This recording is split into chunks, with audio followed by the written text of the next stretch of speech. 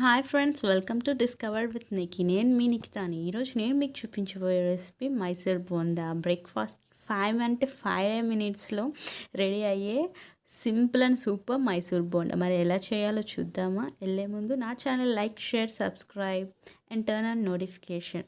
ముందుగా 2 cups of మైదా తీసుకుంటున్న, all purpose floor. తర్వాత దేంట్లో వచ్చేసి కొద్దిగా జీలకర్ర, కొద్దిగా ఉప్పు, కొద్దిగా లైట్గా బేకింగ్ సోడా, ఒక 2-3 పించెస్ సరిపోతుంది బేకింగ్ సోడా. ఈ అన్నిటిని మిక్స్ చేసుకోవాలి. తర్వాత దేంట్లో ఒక 2 tablespoons ఆఫ్ పెరుగు తీసుకున్నాను.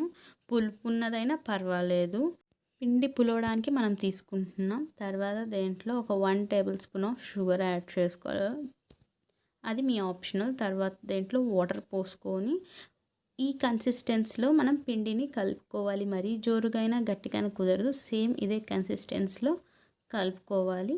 తర్వాత పిండిని ఉండలు లేకుండా మనం కలుపుకోవాలి, అదే మెయిన్.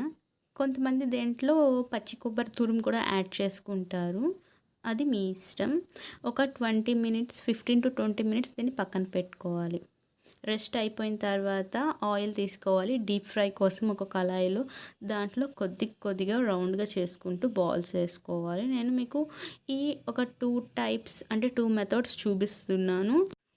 ఇది ఒక మెథడ్, ఇంకో మెథడ్ కూడా నేను మీకు చూపిస్తాను ఎలా వేసుకోవాలనేది. 1 by 1 ఇట్లా తగలకుండా సెపరేట్గా వేసుకోవాలి. ఆయిల్ అనేది మనం మీడియం పెట్టుకోవాలి, లో కూడా కాకుండా హై కూడా కాకుండా. లాస్ట్లో హై పెట్టుకోవచ్చు. మీడియం పెట్టుకుంటే ఏంటంటే లోపల అనేది ఈవెన్గా కుక్ అవుతూ ఉంటుంది. ఇలా మధ్య మధ్యలో కదిలించుకుంటూ ఉండి మనం ఒక స్ట్రైనర్తో టిష్యూ పేపర్ వేసుకొని తీసుకోవాలి. చాలా వరకు అయితే పీల్చుకోదు. మనం పిండి అనేది పర్ఫెక్ట్ కలిపి పెట్టుకుంటే లూజ్ లేకుండా ఆయిల్ అనేది పీల్చుకోదు. లూజ్ అయితే మాత్రం ఆయిల్ కంపల్సరీ పీలుస్తుంది, అదొకటి గుర్తుపెట్టుకోండి. తర్వాత ఇది అనదర్ వే, మనం చేతిలోకి పిండి తీసుకొని మన సైడ్ నుంచి ఇట్లా జార్పించుకోవాలి పిండిని, అప్పుడు కాస్త టోటల్గా రౌండ్ వస్తుంది.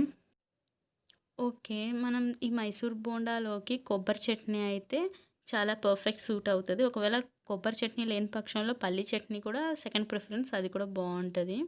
కొబ్బరి చట్నీ మంచి టేస్ట్ వస్తుంది. కానీ మీరు ఎప్పుడైనా టిఫిన్ లేదు, చేసుకోలేదు అనుకున్నప్పుడు 2 minutesలో కలిపి పెట్టుకొని, మ్యారినేషన్కి మనకు కాస్త టైం పడుతుంది, ఎమ్మటే చేసుకోవచ్చు. ఇంట్లో వాళ్ళు కూడా తింటారు. ఎప్పుడైనా సండే పూటనో లేజీగా ఉన్నప్పుడు ఇట్లా చేసుకుంటే ఈజీగా బ్రేక్ఫాస్ట్ అవుతుంది. మీరు కూడా ట్రై చేసి నాకు కామెంట్ చేయండి, కంపల్సరీ ట్రై చేయండి. Thank you friends. ఇలానే ఇవ్వాలనుకుంటుంటే content, subscribe, like and share my channel.